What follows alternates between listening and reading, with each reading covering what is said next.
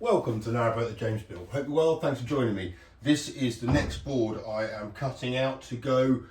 This is the bathroom now. This is exciting.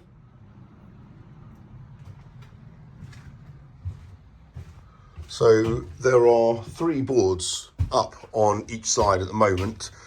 I've got 2 boards left and got one for port and one for starboard.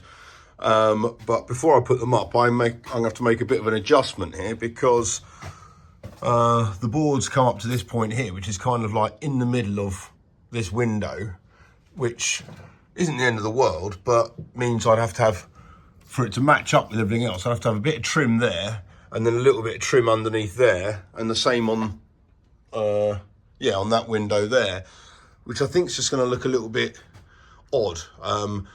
Given the fact that is in the bathroom. So the only bit of trim you're going to see if you're sitting on the toilet, which is going to be there where the washing machine is, you're just going to be seeing like one little bit of random trim. So I'm thinking of shortening this board by a foot, putting another batten in this bit of spray foam here so I can mount the board to that one there, and then I can start the next one from there, because it doesn't kind of hamper me too much, because from this point here I still needed a whole board and an extra little bit anyway to cover that. So it just means, so it doesn't kind of mean I have to have more boards than what is ultimately required. So let's excavate a bit there and a bit on that side and put in some battens.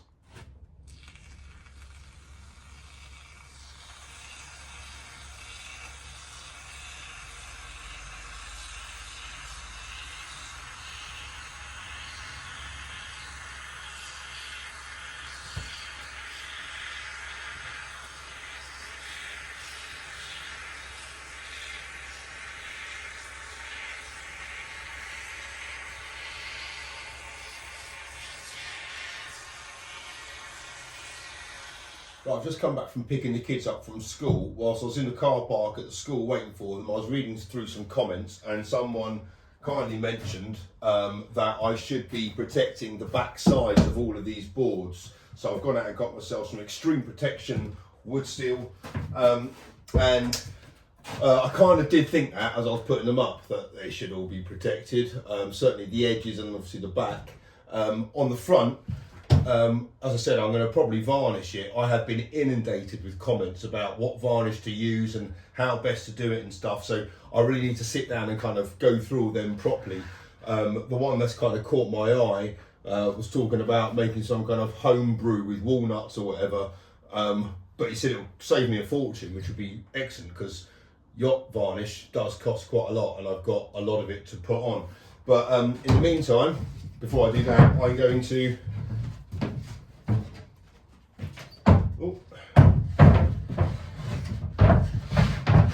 protect the back side of it and all the edges. Obviously all of these boards are screwed in, so I can easily take them off one by one and start applying this stuff. So that's the plan.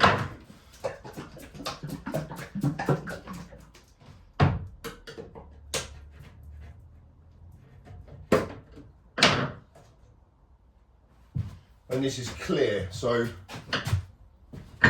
hopefully it'll just do exactly what it should, protect the timber.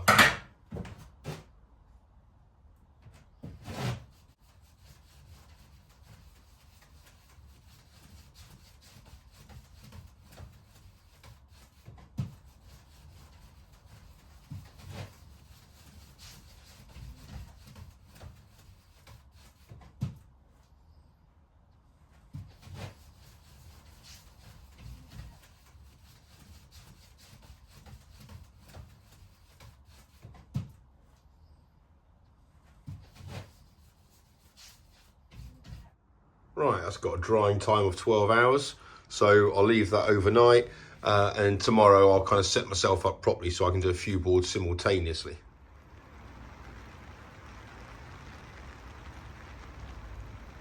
Okay, it's had, I don't know, about half a day. It's kind of mostly dry, so I can now get this board drilled out and put on the wall. So this is why I should have protected the boards, and why I am protecting them is because this bit of steel here, this bit of steel here could easily discolour the boards, but also there is going to be some moisture getting from that onto the board, and over time it would then seep through and discolour that side of it. So protecting it will probably just elongate the time that it takes for anything to penetrate that board. Right, let's get this board up.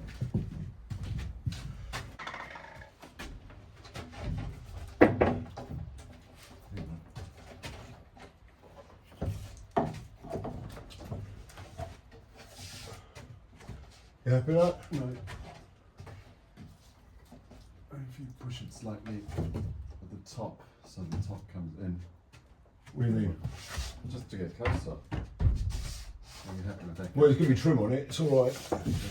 Well then I'm happy, I've got my top. Yeah, I'm nicely on that one. Okay, I've got my top. Sweet. I know, you're topping it further down.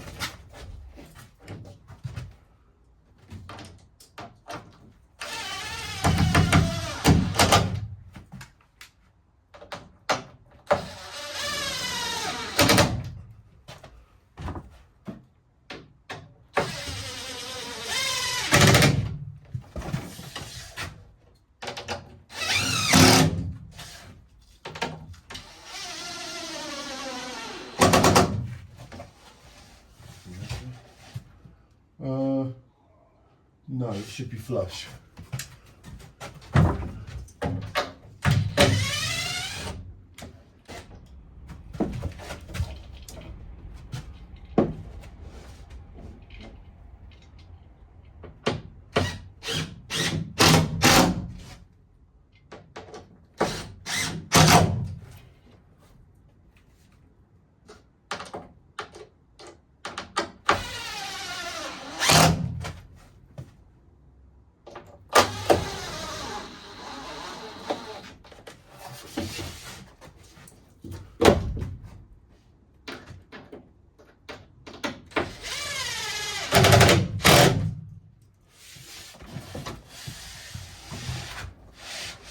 Perfect. I could do with a third. yeah, or another countersink bit on something else. I've got one of those drill bits with the countersink on it, but I don't know where it is.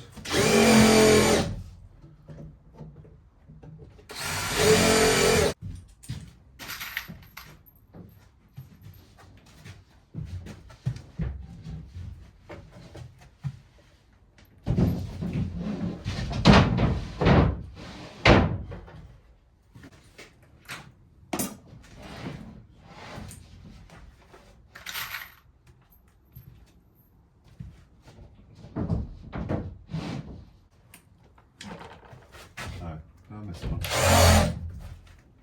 Amateur.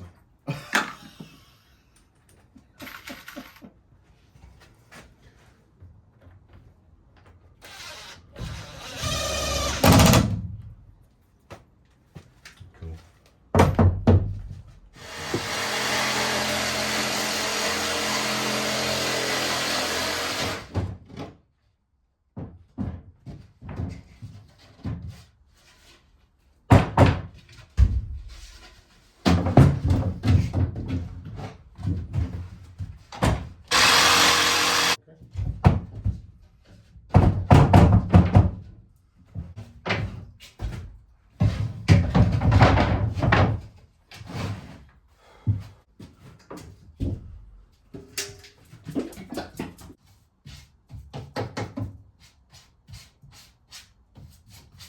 Just realised I'm doing this without even having offered it up, but I'm fairly confident in my measuring now of all these windows and hatches.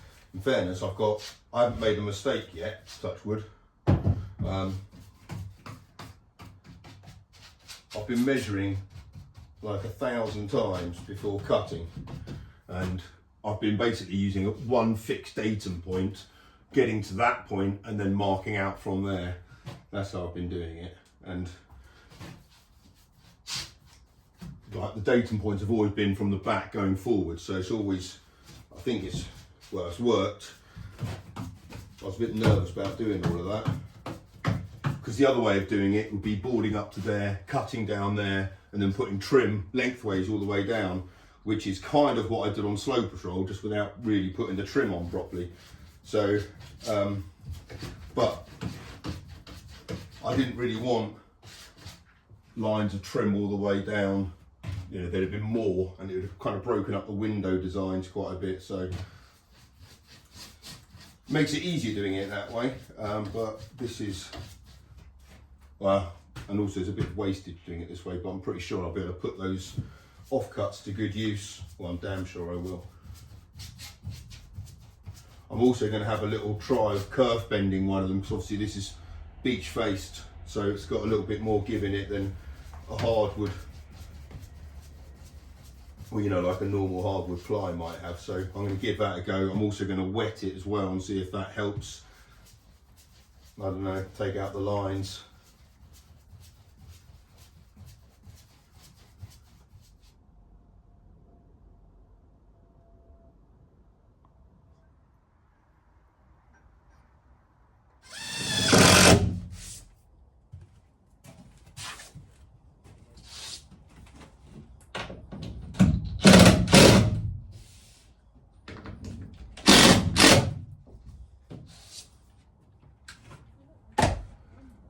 Excellent, right, I've only got 2 more boards to do, but I need to cut the portholes on them. Right, next up I've got to turn my attention to the pocket doors, because I've got to do that obviously before putting the ceiling in, and ceiling I'm really hoping to get in kind of pretty soon. Basically a pocket door, for those of you who don't know, is a sliding door. There's various types you can get of sliding doors, but a pocket door is one that slides into a cavity of a wall, unlike a barn sliding door, which kind of slides against an existing upright wall. So this one is going to disappear into a wall cavity, which is going to separate the dinette from bedroom 2.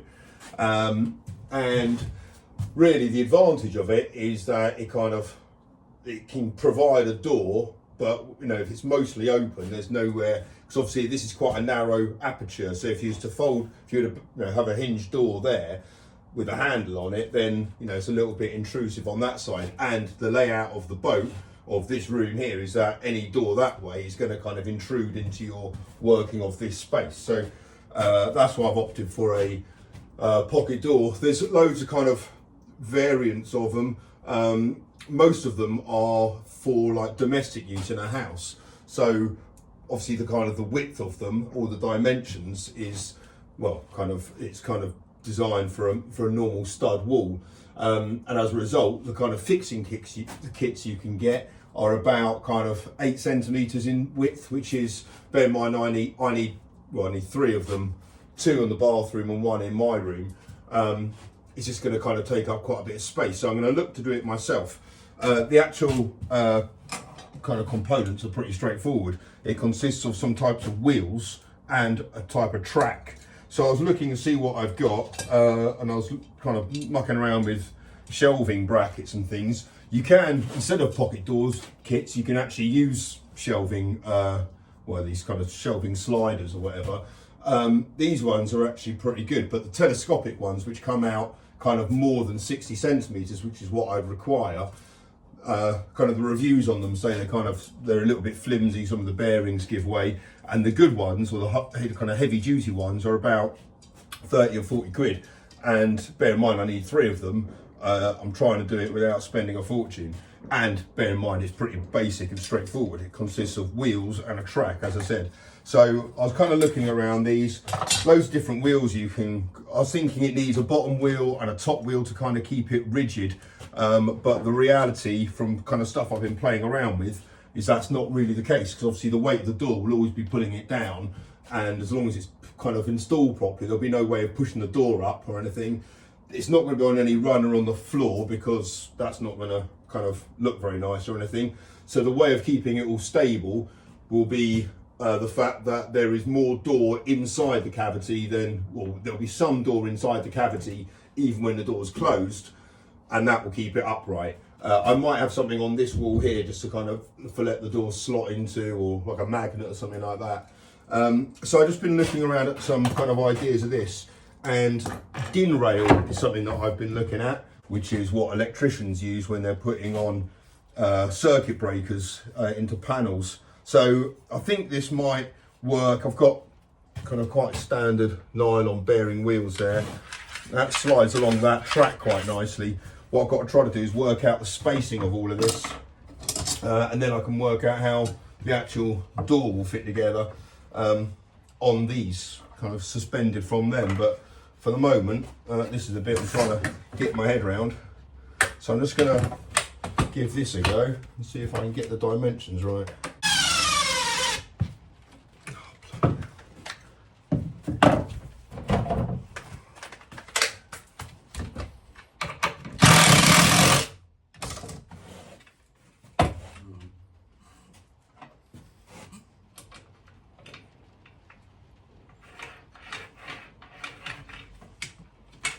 I'd hope if it was level.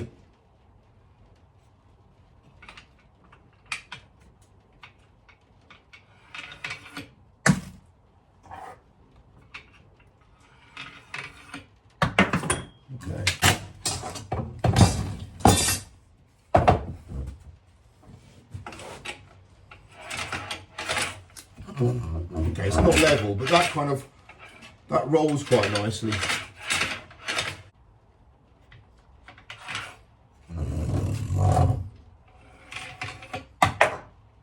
Doesn't help the fact it's all little bits of this din rail. Let's see if I can get some bigger stuff, some longer lengths of that. Oh, yeah, this is different hitting. Right. Right, here we go. This might be better. Right, let's do away with that.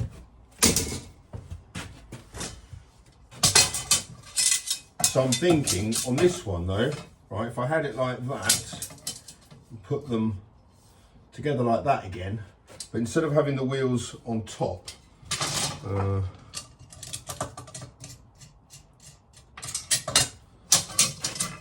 instead of having the wheels running on the top of it, like that, I'm thinking have it run in the middle of them, because that is a little bit more like the channel you get on the fixing kits. Basically it's a bit of angle iron with a slot cut out the off the bottom for the bolt to fit through and slide through. So it's kind of a little bit more like that now. And on that side, got the wheels like that, which I think is about right. So let's get the spacing of this thing right now and see if it slides. Right, bolts.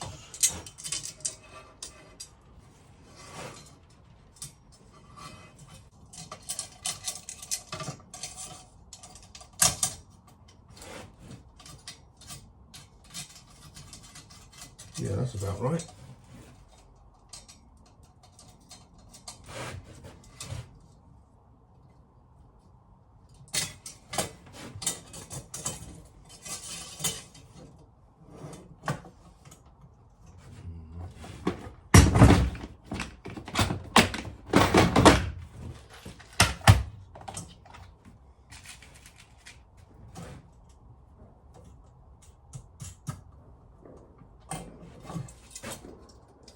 That's too tight.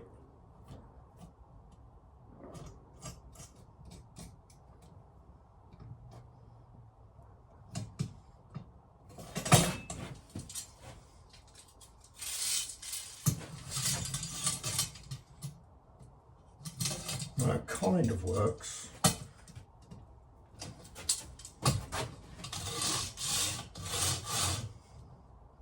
It's still too tight.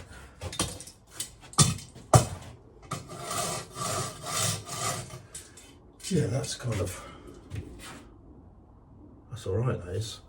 That's pretty much what the, as I said, what the kind of fixing kit comprises, a couple wheels and one of them. This stuff's cheap as chips. And then that can kind of mount into there, as long as it's obviously level.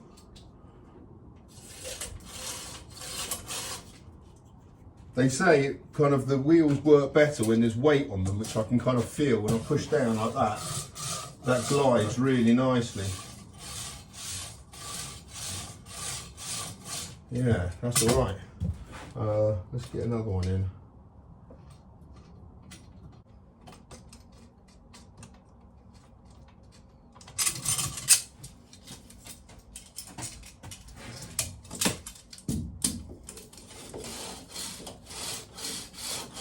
Yeah, when there's weight being pulled down on it, and obviously the door would have some weight to it, that's all right. Actually, using din rail to hold the door in is quite good as well. Obviously, there won't be anything like that gap there. It'll all be quite concealed. It'll be up more like that.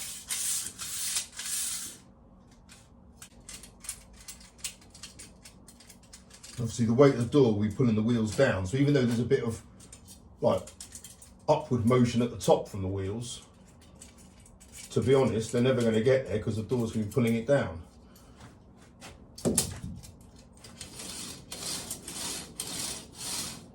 Yeah, I reckon that will work. In which case, the width of the kind of fixing is only that, which is what, 20 mil? So now I just need to, it's going to be here, I've got to work out, obviously, how to mount it. It still allows me to have those cables up there, so it's upside down. That's not too bad. That's the lowest point, but I might be able to, sorry, that's the highest point, but I might be able to get rid of that batten there and move it around a little bit. The thing I'm thinking though is that the longer this is quite a short piece. If I had it much longer, it might start to kind of bend a little bit in the middle. It's already got a little bit of kind of flex to it there. So I just got to work out a way of kind of mounting this securely and making sure that when it's over there, obviously it's closed, the door's closed, and it kind of moves right back to there into the opening. Right. Well, that's something to play around with tonight. I think it's fireworks this weekend for everyone, so hope you have a nice, safe time. I'll see you tomorrow. Take care. Bye bye.